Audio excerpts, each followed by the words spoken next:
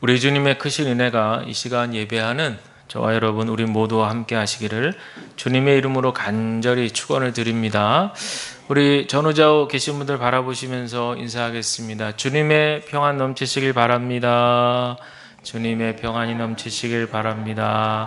아멘. 오늘부터 갈라디아서에 있는 말씀을 제가 연속해서 강해하려고 합니다. 다시 복음 앞에서라고 하는 대주제 아래에서 이제 이 갈라디아서에 있는 말씀을 묵상하면서 우리가 다시 복음 앞에 설 수 있게 되기를 간절히 바라는 마음으로 이 말씀을 함께 나누면 좋겠습니다. 오늘은 첫 번째 시간으로 서론에 해당되는 말씀을 좀 드리려고 합니다. 신약 성경에 보면요, 오순절 성령 강림 사건 이후 한 10여 년 정도 지난 동안은 기독교인들이 모두 유대인들이었습니다. 그러니까 유대교를 믿던 사람들이 예수를 믿어서 그리스도인이 된 거죠. 유대인 그리스도인들이 됩니다. 그래서 이 유대교에 있다가 그리스도인이 된 사람들은 예루살렘을 중심으로 이렇게 활동을 했기 때문에 그 당시 사람들은 생각할 때 그저 유대교의 한 분파 정도로 생각을 했어요. 다르게 구별되게 생각을 하지 않았다, 그런 말씀이에요. 그러다 보니까 이 유대인 그리스도인들은 전도, 이방인들에게 내가 복음을 전해야겠다, 이런 어떤 생각도 하지 않았고, 그런 일은 아예 합당하지도 않다, 이렇게 생각을 하고 있었습니다. 가령 예를 들면 우리가 잘 아는 대로 베드로가 이방인 고넬료에게 복음을 전하게 되었을 때, 그때 유대인 교인들이 충격을 받았어요. 특별히 할레파 유대인들이 베드로가 이방인에게 복음을 전한다, 아주 힐난하고 비난하게 되는데, 그 말씀이 어디냐면 사도행전 11장에 잘 나옵니다. 제가 읽어드릴게요. 유대에 있는 사도들과 형제들이 이방인들도 하나님 말씀을 받았다 함을 들었더니 베드로가 예루살렘에 올라갔을 때에 할례자들이 비난하여 이르되 네가 무할례자의 집에 들어가 함께 먹었다 하니 아멘, 그랬어요. 여기 보면 나오죠. 할례자들이 비난하여 이르되, 그런 거예요. 그러더니 베드로가 듣고 해명을 하는데, 우리가 이제 잘 아는 사도행전 10장에 있는 내용을 얘기합니다. 자신이 욥바시에서 기도하는데 환상을 보게 된 거예요.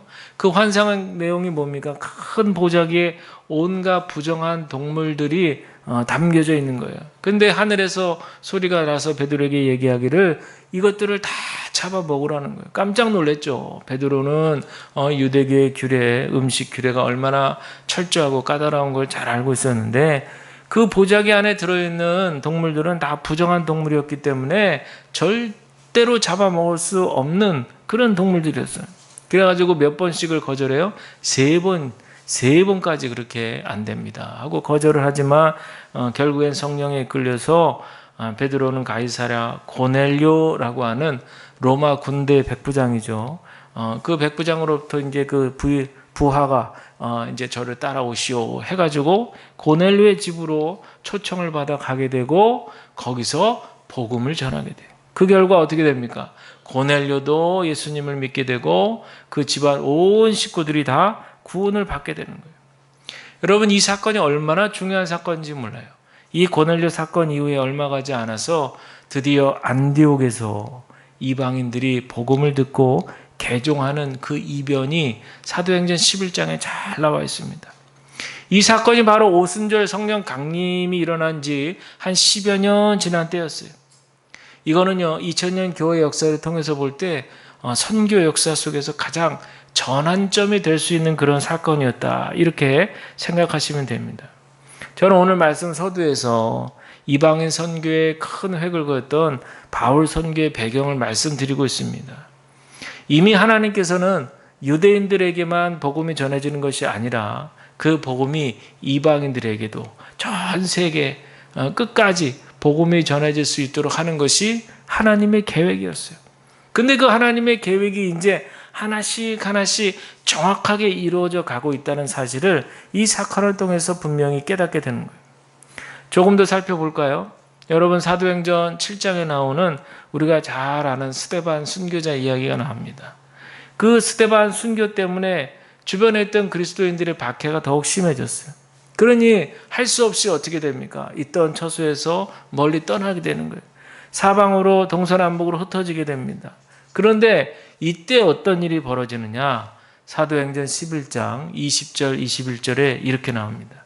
그 중에 구브로와 구레네 몇 사람이 안디옥에 이르러 헬라인에게도 말하여 주 예수를 전파하니 주의 손이 그들과 함께 하심에 수많은 사람들이 믿고 주께 돌아오더라. 아멘. 여러분 여기서 주목해야 될 대목이 있어요. 바로 구브로와 구레네 몇 사람이. 여러분 헬라인에게 복음, 헬라인은 이제 이방 사람들이잖아요.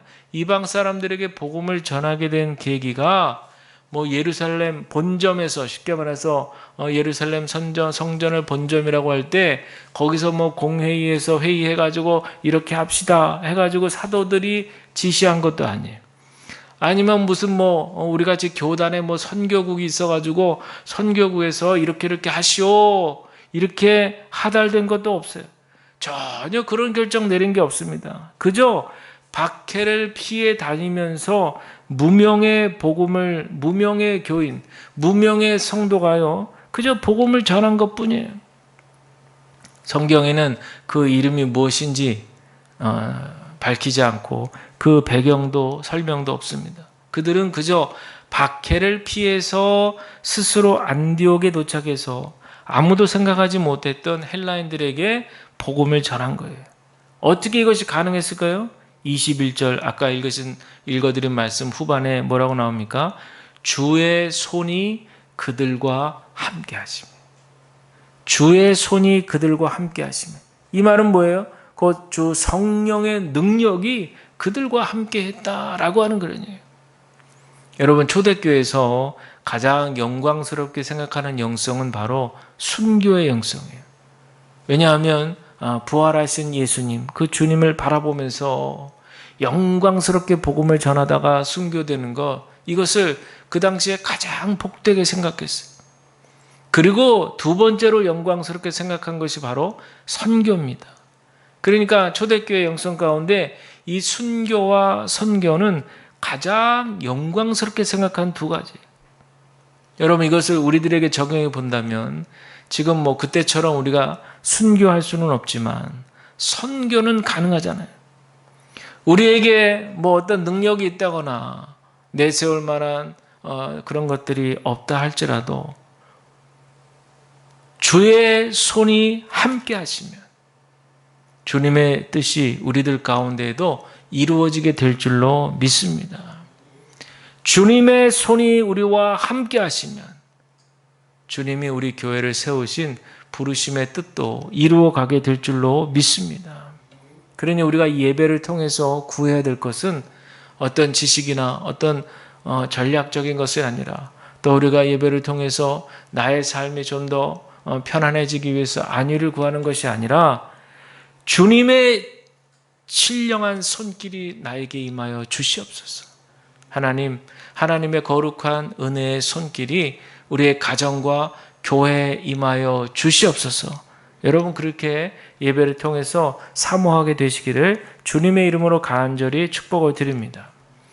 바로 이 몇 사람 덕분에 그 다음에 우리가 이제 본격적으로 성경을 통해서 알고 있는 바나바와 바울이 안디옥에 가서 드디어 그때부터 1차, 2차, 3차 전도 여행을 시작할 수 있게 된 거예요.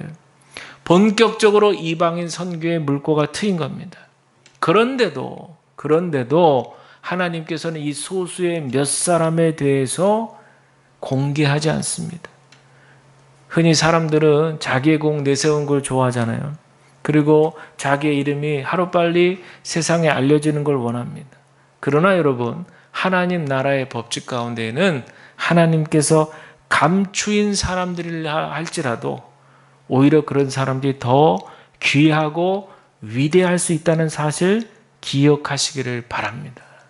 또 하나님은 이런 몇 사람, 소수의 몇 사람, 이름도 알려지지 않는 도대체 어떻게 생겨먹은 사람인지도 모르는 그런 몇 사람도 하나님은 끝까지 함께 하신다는 거예요. 여러분 이것을 우리가 생각해 보면 나 자신을 생각할 때 세상 가운데에서 정말 어떤 때는 고아와 같이 그렇게 버려진 것 같기도 하고, 또 어쩔 때는 굉장히 초라해 보이기도 하고, 여러분 그럴 때가 있어요. 그럴 때가 있어요. 예, 그럴 때가 있어요. 우리도 믿음을 갖고 있다고 하지만 어쩔 때는 고난을 만나거나 위기를 만나게 되면 우리 스스로 내 자신을 막 자책할 때도 있고, 내 자신이 너무 초라해 보일 때도 있고, 이런 날을 우리 하나님이 도대체 기억이나 하실까? 도대체 기억도 안 하시는데 사랑이나 하실까? 막 이런 부정적인 생각도 우리가 가질 수가 있다는 거죠. 그러나 여러분 기억하세요. 우리 하나님은 나보다 나를 더 잘하시는 분이에요. 나보다 나를 더 잘하시는 분이 우리 하나님이에요.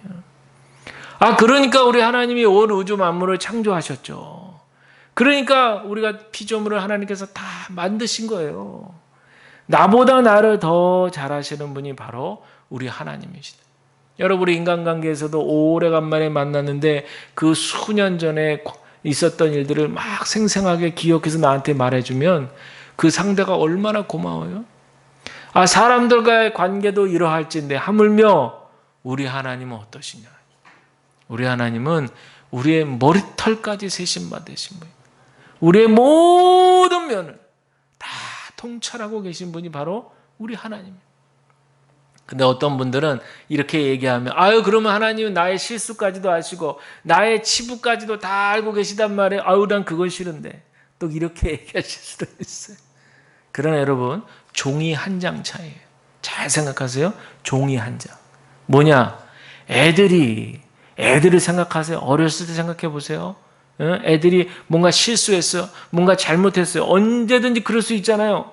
그런데 그거를 부모 앞에서 솔직하게 투명하게 그걸 다 드러내놓는 자식. 반대로 끝까지 숨기고 내가 안 했다고 모든 상황이 말해주고 있는데도 내가 안 했어요 이렇게 얘기하는 자식. 여러분, 어떤 자녀, 어떤 자식이 더 마음에 깊이 들어오고 사랑이 느껴집니까? 말할 필요가 없는 거죠. 다 하나님 앞에 실수라 할지라도 연약하죠. 때로는 막 치부라고 느껴지는 것까지도 아버지 되시는 우리 하나님께는 속일 필요가 없어요. 하나님은 그런 우리의 모든 죄된 모습까지도 다 알고 계시죠. 그러니까 내가 너의 아버지다. 그러니까 내가 너를 돌본다. 이 하나님의 음성을 여러분들 기억하게 되시기를 간절히 축복을 드립니다. 자, 이제 본문으로 들어가 볼 텐데요. 갈라디아서에서는 놓치지 말아야 될 중요한 배경이 있어요. 그게 바로 이제 다음 주일 본문에 나오게 되는 이야기인데, 다른 복음입니다. 바울은 이 다른 복음에 대해서 아주 결사적으로 목숨을 걸고 복음을 지키기 위해서 쓴 서신이 바로 이 갈라디아서예요. 여기에 대해서는 이제 다음 주일에 자세하게 말씀을 드릴 겁니다. 그 전에 1절을 보시면 바울은 자신의 사도직에 대해서 길게 설명하고 있어요. 저로 치자면은 제가 목사 안수를 받게 된 경위에 대해서 자세하게 설명하면서 결국에는 제가 목사임에 틀림이 없습니다 라는 것을 증명하고 있는 거예요. 왜 이렇게까지 할까요? 다 이유가 있습니다. 중요한 건 뭐냐? 사람들에게서 난 것도 아니요 사람으로 말미암은 것도 아니라는 거예요. 즉 자신의 사도직은 사람이 준 것이 아니다, 그런 얘기죠. 제가 목사 안수 받을 때 신비한 경험을 하나 했어요. 경건한 마음으로 목사 안수식에 참여해서 긴장한 마음으로 기도하면서 제 순서를 기다렸어요.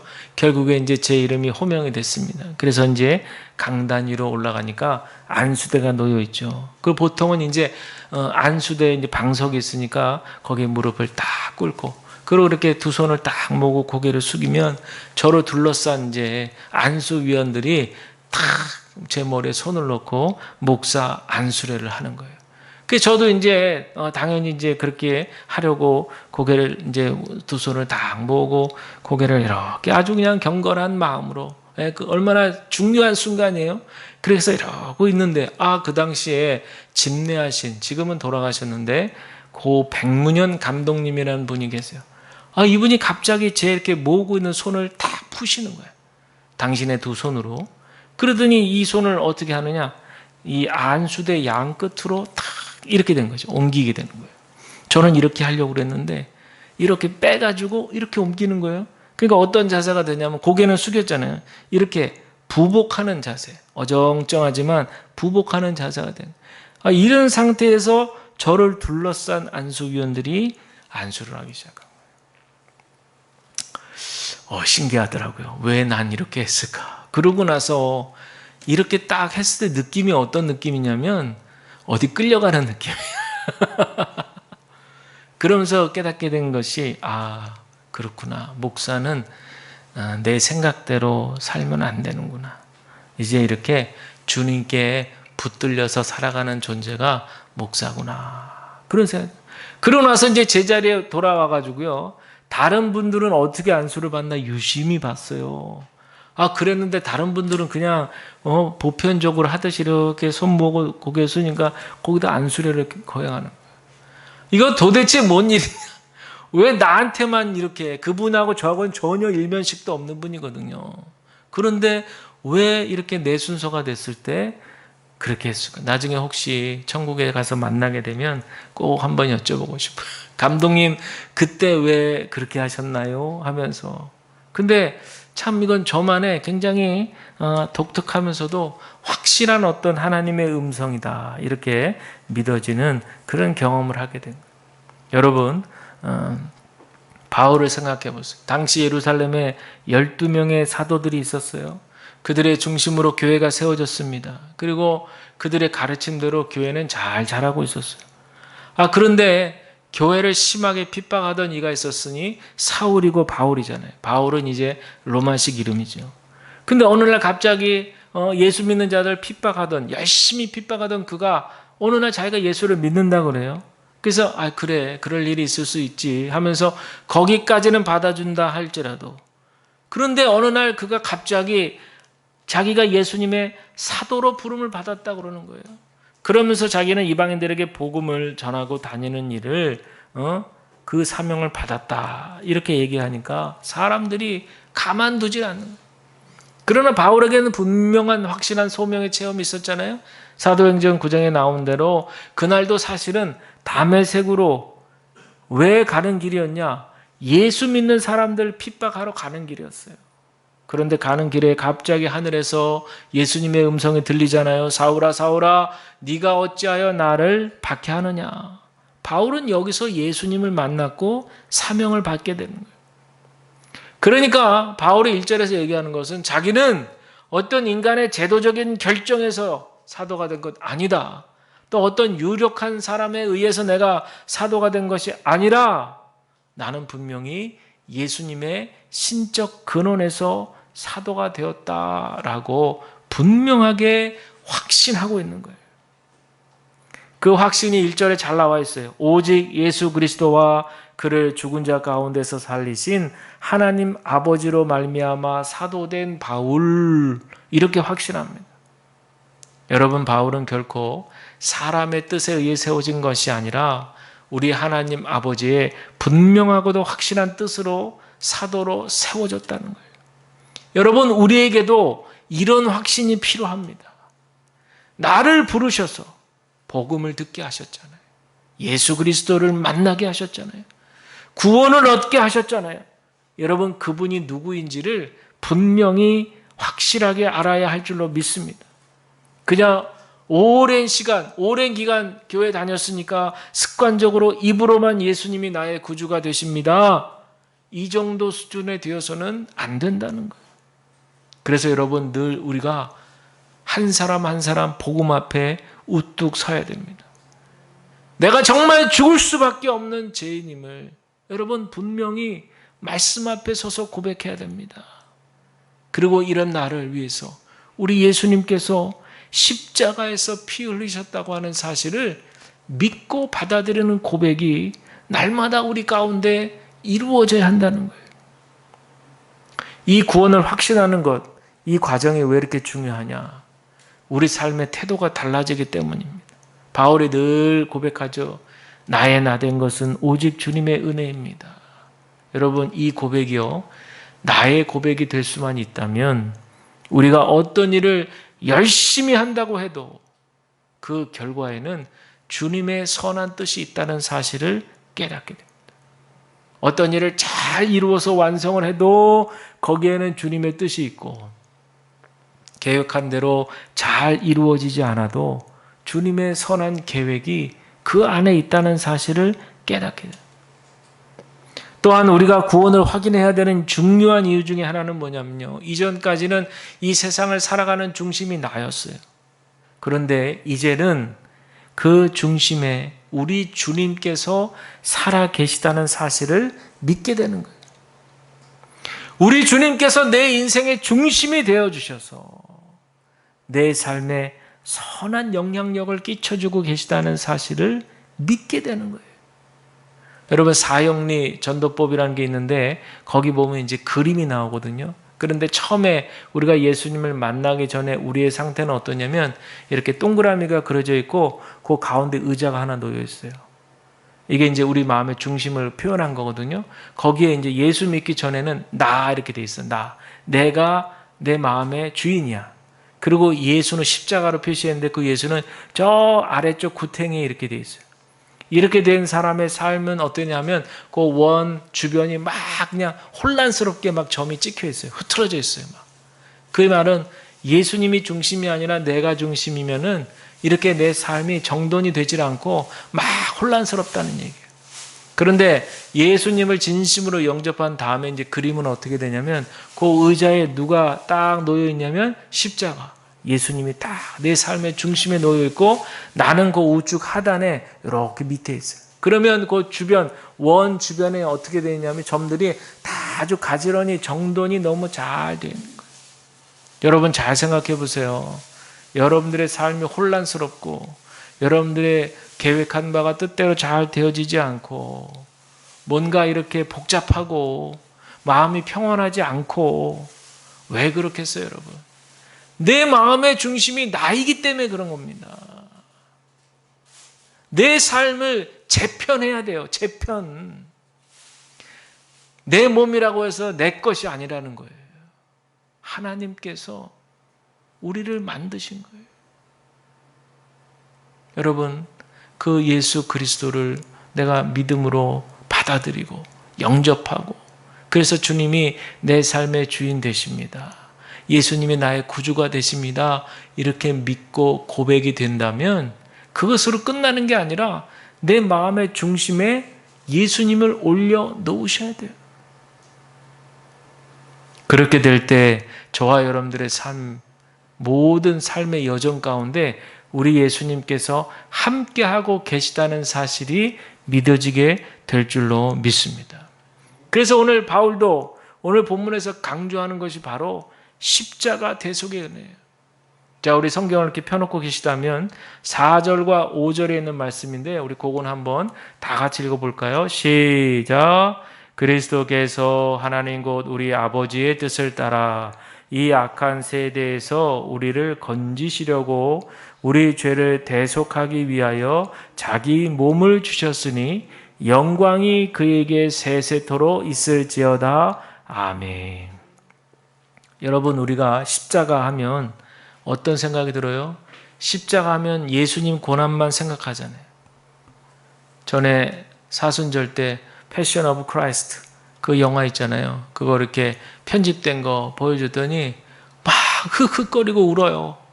성도님들 막 울어요. 아유, 그러면서 왜 우나? 저는 처음에 너무 감동받아서 예수님이 나를 위해서 저렇게 그러니까 이제 나에게 초점이 돼서 우나 했더니 그게 아니고 예수님 불쌍해서 어떻게 해요, 목사님? 그래요. 다 그렇게 생각해요. 여러분들도 그렇게 생각하죠. 십자가 하면 뭘 떠오르냐면 예수님 고난만 생각하고 그리고 예수님 고난만 생각하고 나하고 연결이 안 돼. 그리고는 예수님 불쌍해서 어때? 아유 쯔쯔쯔 이렇게 얘기합니다. 이거 굉장히 좋은 믿음이라고 생각하는데 여러분 그렇지 않습니다. 초대교회 그리스도인들은요, 예수님의 십자가의 대속의 은혜만 보지 않고 그 이후에 부활까지도 생생하게 경험한 사람들이에요. 눈으로 직접 보지 못한 사람들은 귀로 생생하게 전해 들었던 사람들이에요. 그러니까 초대교회 성도들은요, 십자가와 부활을 함께 경험한 거예요. 그러니까 얼마나 영광스럽게 생각하냐. 여러분, 이 영광은 하나님의 성품의 광채거든요. 이 광채는 어떤 광채예요? 그 무한하신 하나님의, 거룩하신 하나님의, 천상적이신 그 하나님의 숭배하시고 장엄하신 그 광채예요. 특별히 우리를 구원하시고 또 창조하신 이 모든 사역에서 나타난 그 하나님의 놀라우신 지혜로움과 능력과 풍성한 사랑과 은혜가 그 안에 담뿍 들어가 있는 거예요.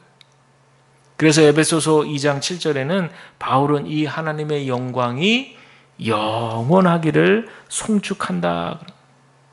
우리도 마찬가지입니다. 여러분, 저와 여러분들 예수님의 십자가를 생각하시면서 부활의 영광도 바라보셔야 될 줄로 믿습니다. 왜 예수님의 십자가를 생각하면서 부활도 바라봐야 되는지에 대한 성경적인 해석은 갈라디아서 3장에 나옵니다. 그때 가서 제가 또 자세하게 말씀드릴 거예요. 우리는 성경을 역사적으로 구원사적으로 해석할 때 초대교회 그리스도인들의 그 입장을 알 수 있어야 돼요. 타임머신을 타고 그 시대로 돌아갈 때 그들은 외적인 핍박과 박해에서도 당당하게 복음을 받아들이고, 박해하고 핍박하는 그 로마 제국이나 유대인들을 대해서도 떳떳하고 당당할 수 있었던 이유는 뭐냐? 바로 죽음을 정복하신 예수님의 부활 때문인 거예요. 그러니까 그 사람들에게는 죽음이 두렵지 않았어요. 죽음의 끝이 아니라고 생각했어요. 이렇게 열심히 예수를 전하다가 만약에 죽어도 나는 죽음 너머에 영원한 생명이 있다는 걸 느끼는 거예요. 그러니까 예수님을 만나게 되니까 오히려 기쁘다 이렇게 생각하는 거예요. 오히려 영광스럽다 이렇게 생각한 거예요.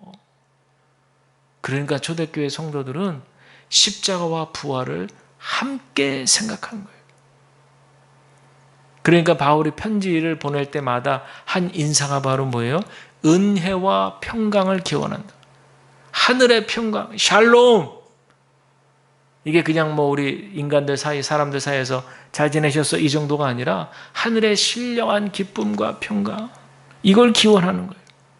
당시에 율법을 믿기로 해서 사람들을 유혹하고 헷갈리게 하는 그 사람들에게서 진정한 복음 안에서 샬롬, 은혜와 평강을 기원하는 거예요.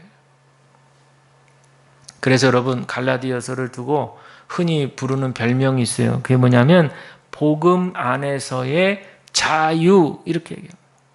여러분, 자유하면 그저 어린 아이들의 것처럼 이렇게 치부하잖아요. 쉽게 생각하잖아요. 그런데 성경에서 말하는 자유는 그런 자유가 아니에요.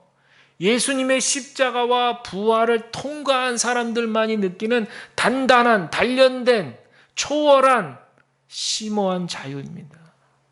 이 자유, 복음 안에서, 그런 진리 안에서 참된 자유를 경험하신 분들은 절대 불순물이 들어올 수가 없어요. 복음을 방해하는 것들이 들어올 수가 없어요. 이 모든 것들을 다 넘어선 것이 바로 부활의 영성입니다. 그것이 바로 십자가의 영성이에요. 그런 여러분들, 저와 여러분들이 이제 십자가와 부활을 따로 떼어서 생각하던 것에서 이제는 함께 두고 생각해야 됩니다. 함께. 십자가의 고난이 있으니 부활이 있는 거예요. 또 부활의 영광이 있으니 십자가의 고난도 참을 수 있는 거예요. 우리는 이렇게 생각해야 되는데 우리는 늘 이렇게 쪼개고 나누는 걸 좋아해. 그래가지고 십자가면 십자가만 고난. 그러니까 분위기 다 처지고 막 엄숙하고 막 그래 또 그러면 안 되겠다. 부활을 또 강조해야지 하면서 부활 그러면 그냥 경거망동하고 말이죠. 뭐 다 예수님이 승리하셨는데 뭐 그게 아니라 부활, 예수님의 고난과 부활을 함께 놓고 생각하는 거예요. 부활은 그냥 부활이 아니라 십자가의 고난이 있으니까 부활이 있는 거고, 십자가는 또 그냥 고난이 아니라 참을 수 없는 고통스러운 그런 고난이 아니라 부활이 약속된 그런 고난인 거예요. 우리에게도 마찬가지예요. 여러분 적용해 보세요. 우리가 당하는 여러 가지 고난들, 어려운 상황들, 또 우리에게 코로나 국면이라든지 이 모든 상황들을 그냥 현상만 보면 우리 눈에 보이는 액면 그대로의 모습만 보면 우리가 어떻게 참아내겠어요? 우리가 어떻게 이 일을 견뎌나가겠어요? 아, 이게 뭐야? 그러나 우리는 두 발을 이 땅에 딛고 있지만 우리의 마음의 시선은 어디로 가 있기 때문에 부활하신 주님과 함께 있잖아요. 천국의 소망을 두고 있잖아요. 사랑하는 우리의 가족들, 먼저 올라가신 가족들, 또 우리 예수님, 우리가 늘 그런 사랑하는 마음이 남아있잖아요. 우리에게 여러분 소망이 있다는 것이 얼마나 중요한지 모릅니다. 그래서 기독교는 소망의 종교예요. 할렐루야. 기독교는 소망의 종교입니다. 절대 절망의 종교가 아니에요. 야, 니네들이 믿는 저 창시자 예수, 저 십자가에서 죽는 꼴을 봐라. 야, 니네들이 살려내려면 살려내봐. 그렇게 비아냥거리고 조롱해도 그렇게 해서 죽음을 맞이했지만 하나님 아버지께서 그 아들 예수 그리스도를 살려내신 거예요. 그러니까 이후에 교회사 역사 가운데 그 증언한 목격자들이 자신의 목도 나도 막 죽여봐. 막 덤벼들잖아요. 달려들잖아요. 화형을 당하면서도 막 웃음으로 막 감사하며 하나님께 영광을 올리잖아요. 왜? 죽음이 끝이 아니라고 생각하기 때문에 그렇죠. 죽음 너머에 부활이 있기 때문에 그런 거예요. 사랑하는 성도 여러분, 우리가 이 갈라디아서에 있는 말씀을 통해서 복음 앞에 다시 설 수 있게 되어지기를 간절히 부탁을 드립니다. 복음 앞에 바로 서게 되면 시간을 초월하시고 무소부재하신 그 부활의 주님과 만나게 되는 거예요. 우리가 다시금 이 복음 앞에 진정한 마음으로 서서 나를 둘러싸고 있는 이 복음을 자꾸 헷갈리게 만드는 것들이 있어요. 이제 다음 주부터 그걸 자세하게 말씀을 드릴 텐데 자꾸 내가 믿었던, 내가 원래 알고 있었던 그 복음에서 자꾸만 이렇게 헷갈리게 하고 비복음적인, 비본질적인 요소들이 자꾸 막 나를 괴롭히는 거예요. 그게 그런지도 모르고 그냥 막 물에 섞이듯이 막 섞이는데도, 그러고 있는데도 잘 모르고 있는 거예요. 여러분, 이 말씀을 통해서, 갈라디아서 말씀을 통해서 불순물들은 다 빼내고 말이죠. 딱 정제된 그것만 우리가 지키면서 우리가 십자가 앞에 바로 설 수 있는, 그래서 복음 안에서 진정한 자유를 경험하고 누릴 수 있는 저와 여러분들, 우리 모두가 다 되시기를 주님의 이름으로 간절히 축원을 드립니다. 이 시간